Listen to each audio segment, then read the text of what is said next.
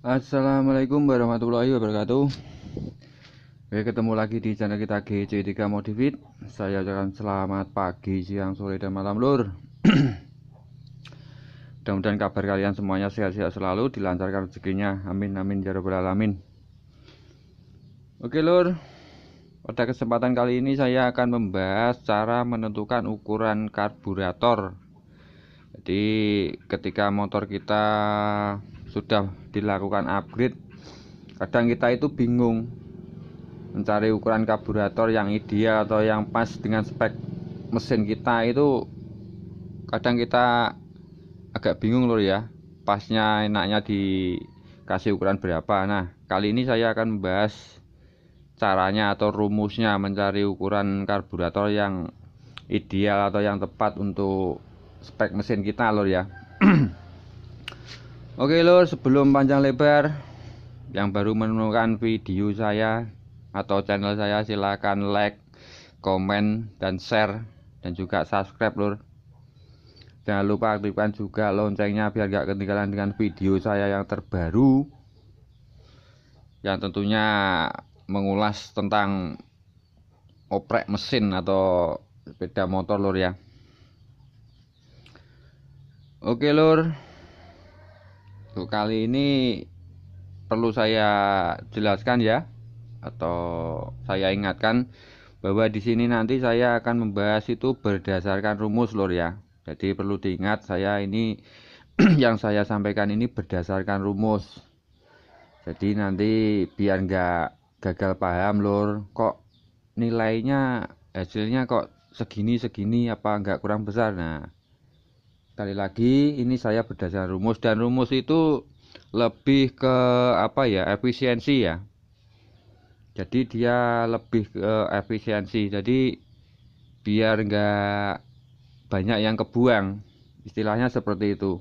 Jadi misalkan karburator itu terlalu besar, nanti kan bensinnya aja yang boros tapi nggak jadi tenaga gitu loh. Jadi lebih ke situ ya.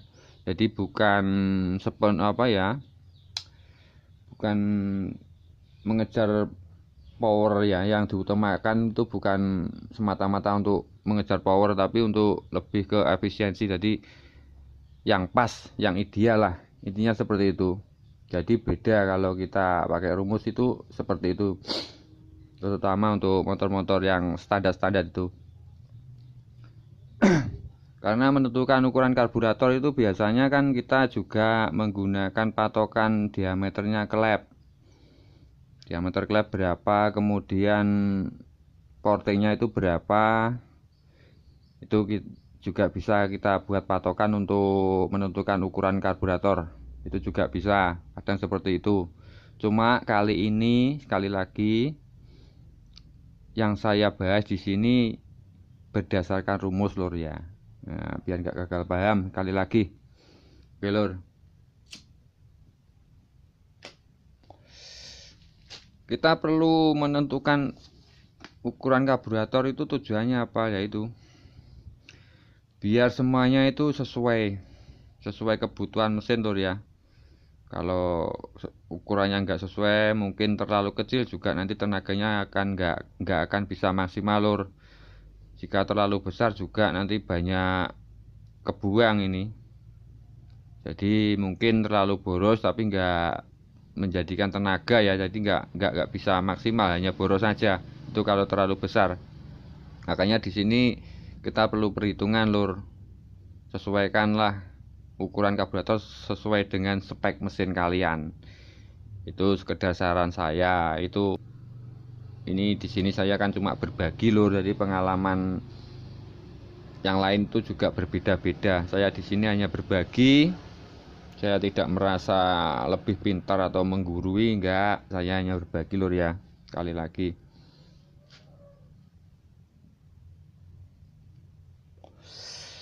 Oke lur. Yang pertama ini nanti saya rumusnya akan saya jelaskan ya, pelan-pelan saja biar kalian nanti paham lur ya. Bahwa rumus menentukan diameter karburator ini saya tuliskan di sini. Jadi D ini ya. D ini diameternya karburator yang mau kita cari ya. Itu rumusnya nanti sama dengan K kali kuadratnya dari C kali N. Nah, kuadratnya. Dan di sini saya jelaskan dulu untuk K itu apa. Oke, yang D ini tadi diameter ya. Kelihatan dulu ya, ketok ya.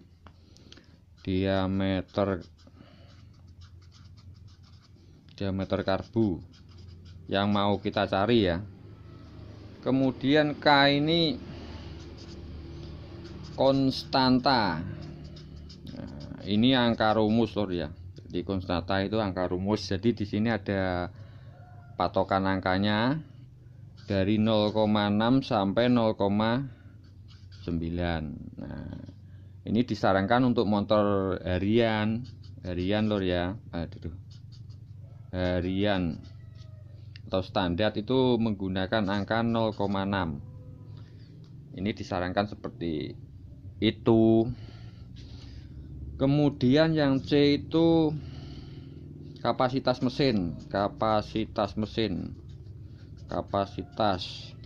atau cc dalam bentuk liter. Ya, dalam liter. Nah, dalam liter ingat cc-nya kalau misalkan 140 cc berarti 0,14 ya. Jadi ketemunya kalau dibuat liter itu nanti berarti 0,14. Kalau cc-nya misalkan 196 ya tiger itu berarti 0,196 nanti jadinya liter, seperti itu. Udah paham tuh ya?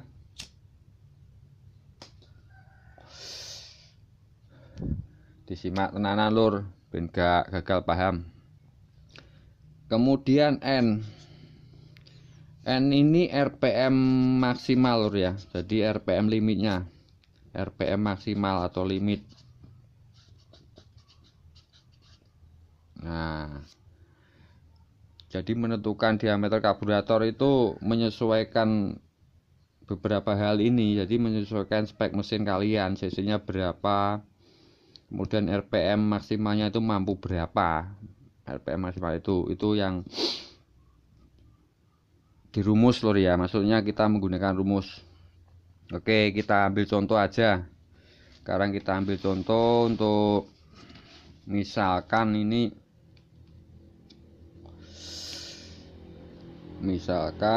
tuh motor Tiger lor ya. Motor Tiger itu cc nya kan 196.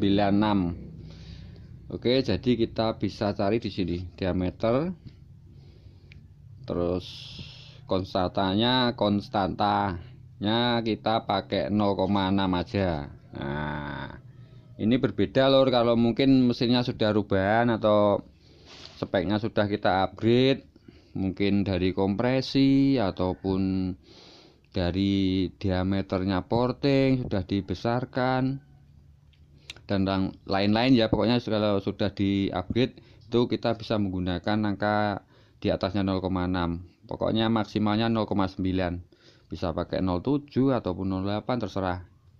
Jadi ini saya pakai yang paling rendah lor ya, jadi pakai yang 0,6.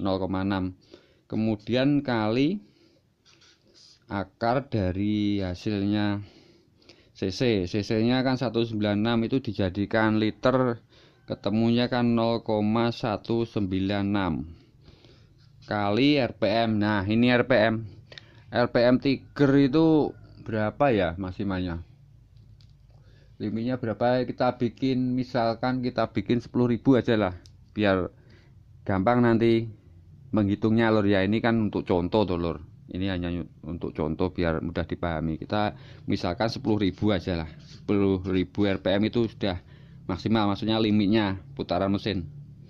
Nah di sini hasilnya nanti 0,6 kali akar dari ini dikalikan.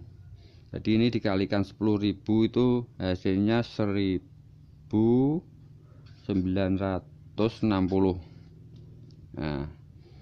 Nah Kemudian ini 0,6 kali ini hasil dari akar 1960 itu tadi saya sudah hitung lur. Jadi angka yang mendekati hasilnya ini angka kuadratnya itu 44,2. Nah, 44,2. Nah, ini mungkin masih bingung ya, ada yang belum paham mengenai akar kuadrat. Jadi akar kuadrat ini dua angka yang perkalian dua angka yang hasilnya sama atau mendekati ini.